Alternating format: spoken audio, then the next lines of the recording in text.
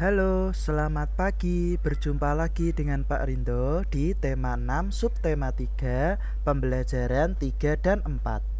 Nah, bagaimana kabarmu hari ini?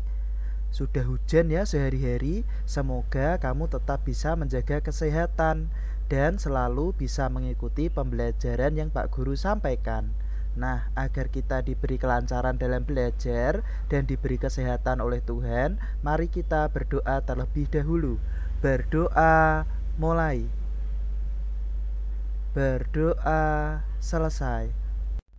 Tujuan pembelajaran pada pagi hari ini yaitu yang pertama, dengan membandingkan gambar kegiatan masyarakat, kalian harus dapat menyebutkan aktivitas masyarakat di beberapa wilayah dalam upaya pembangunan ekonomi, sosial, dan budaya Indonesia secara percaya diri.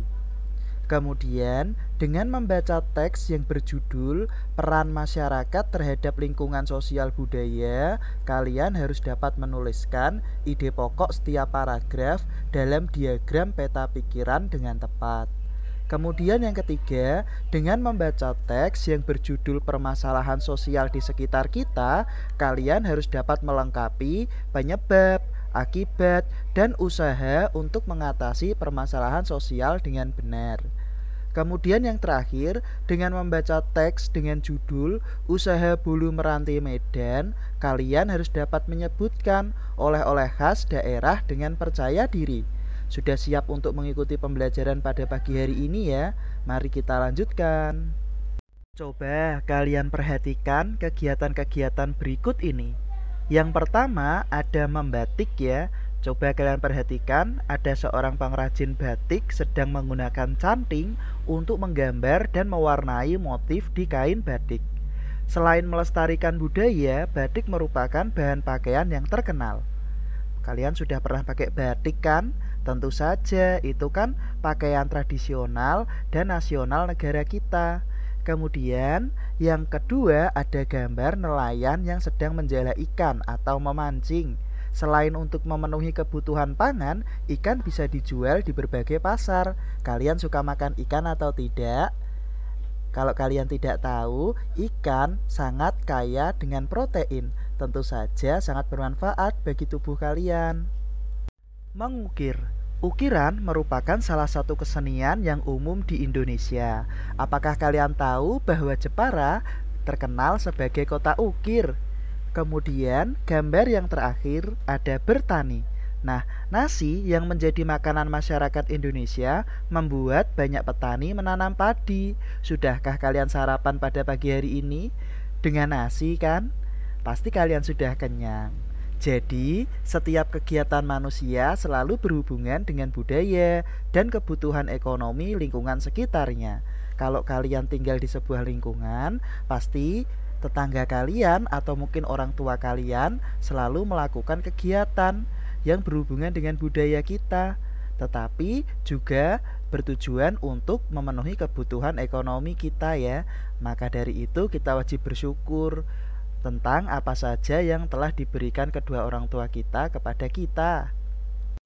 Untuk menambah pemahaman kalian tentang peran masyarakat terhadap lingkungan sosial dan budaya, silahkan buka buku paket kalian di halaman 156 sampai 157. Kemudian baca dulu ya. Silahkan kalian pause video ini. Pause video ini sekarang. Nah anak-anak, sekarang waktunya kalian mencoba untuk melengkapi diagram atau peta pikiran yang ada di bawah ini ya. Kalian bisa menuliskan ide pokok setiap paragraf pada kotak-kotak yang sudah disediakan. Nah, selagi kalian mengerjakan, kalian boleh pause video ini. Kalian buat sama persis seperti yang dicontoh ya. Pause video ini sekarang.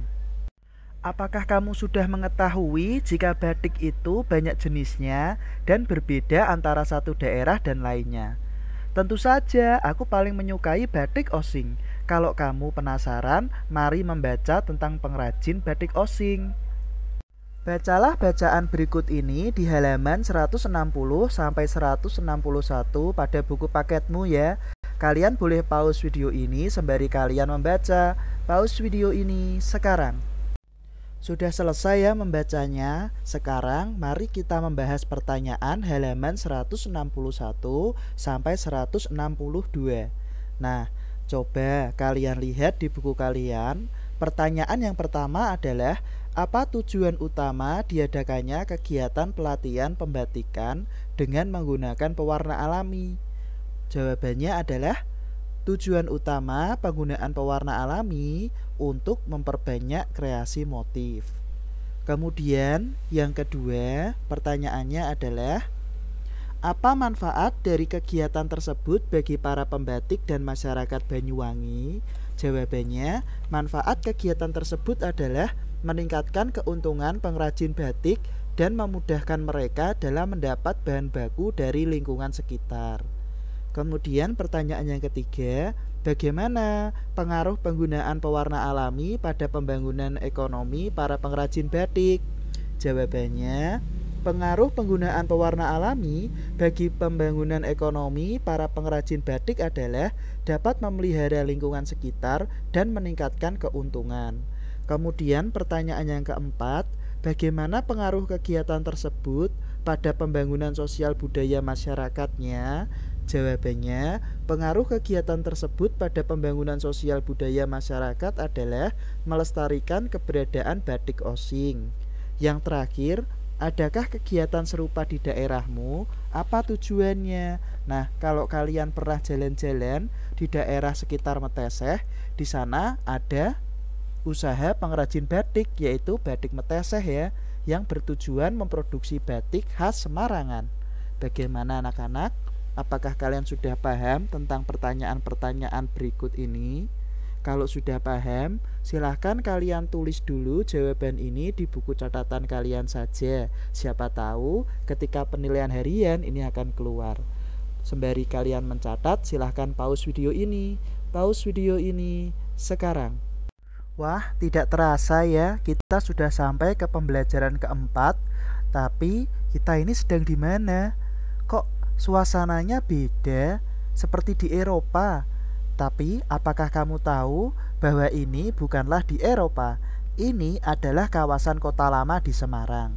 Salah satu usaha untuk menjadikannya seperti ini yaitu dengan menjaga kebersihan. Hal ini juga bisa terwujud karena kepedulian pemerintah. Bagaimana jika hal tersebut tidak dilaksanakan? Mari kita diskusikan ya anak-anak. Menurutmu, apa yang akan terjadi jika masyarakat tidak menjalankan kewajiban dan tanggung jawabnya dengan baik?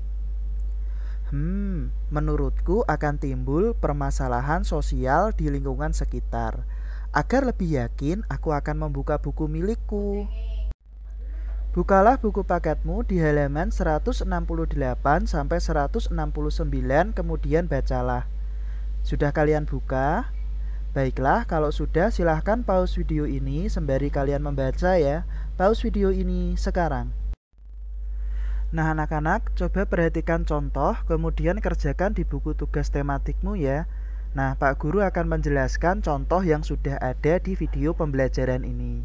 Masalah sosial. Nah, masalah sosial itu terjadi karena masyarakat yang ada di sekitar lingkungan tidak menjalankan kewajiban dan tanggung jawabnya dengan baik. Contoh masalah sosial yang sedang ramai dibicarakan akhir-akhir ini adalah masalah COVID-19 atau virus corona ya. Tidak terasa hampir setahun kita berada di rumah. Penyebabnya itu banyak masyarakat yang tidak memakai masker. Akibatnya pasien terus bertambah ya, terus meningkat setiap hari. Bahkan yang meninggal pun juga terus meningkat. Usaha untuk mengatasinya yaitu dengan memakai masker ketika pergi keluar rumah, baik dekat maupun jauh. Nah anak-anak, apakah kalian sudah paham? Kalau kalian sudah paham, silahkan kalian lengkapi tabel yang ada di bawahnya. Ada masalah sosial yaitu hutan yang gundul, kemudian air sungai yang tercemar dan bau, dan yang terakhir adalah fasilitas umum yang rusak. Bagaimana penyebabnya? Apa akibatnya, dan usaha untuk mengatasinya itu seperti apa. Silahkan kalian pause video ini, kemudian kalian salin tabel-tabel ini, kemudian kalian kerjakan ya. Kalian boleh bertanya kepada anggota keluarga apabila merasa kebingungan. Selagi kalian mengerjakan, silahkan pause video ini. Pause video ini sekarang. Ibu, mengapa makanan dan oleh-oleh setiap daerah di Indonesia berbeda-beda? Itu karena sumber daya alam setiap daerah dan budaya masyarakatnya berbeda satu sama lain. Kalian pernah pergi ke daerah lain? Pernah jalan-jalan? Pernah piknik sebelum pandemi COVID-19? Apakah kalian membeli oleh-oleh atau mengincipi makanan khas daerah yang kalian kunjungi? Wow, jadi nostalgia ya. Nah, kita akan membahasnya pada video pembelajaran kali ini. Mari kita lanjutkan. Anak-anakku, coba bacalah Usaha Bolu Meranti Medan di buku paketmu halaman 173 sampai 174. Ini Pak Guru menemukan brosur yang ada di internet. Ada berbagai macam bolu meranti ya. Wow, Pak Guru jadi lapar melihatnya. Bagaimana dengan kalian? Apakah kalian sudah pernah mencoba bolu meranti? Nah, supaya kalian tahu sejarahnya, kalian baca dulu ya. Pause video ini sekarang. Sudah selesai anak-anak? Wah, sangat menginspirasi ya kisah dari bolu meranti yang berasal dari Medan. Pak Guru berdoa semoga kalian besok bisa menjadi pengusaha oleh-oleh daerah Semarang maupun daerah asal kalian ya. Nah, coba kalian tuliskan 3 oleh-oleh khas dari kota Semarang. Tentunya kalian tahu ya. Kalian lupa? Boleh kalian browsing atau kalian tanya orang tua ya tentang oleh-oleh khas kota Semarang. Nah, sembari kalian mengerjakan tugas yang terakhir ini, silahkan pause video ini. Pause video ini sekarang. Coba kalian perhatikan, ini adalah foto salah satu toko yang menjual oleh-oleh dan berbagai cenderamata dari suatu daerah. Sangat bersih ya. Dan semua barang-barangnya tertata rapi sehingga konsumen mudah untuk melihat dan mengambilnya.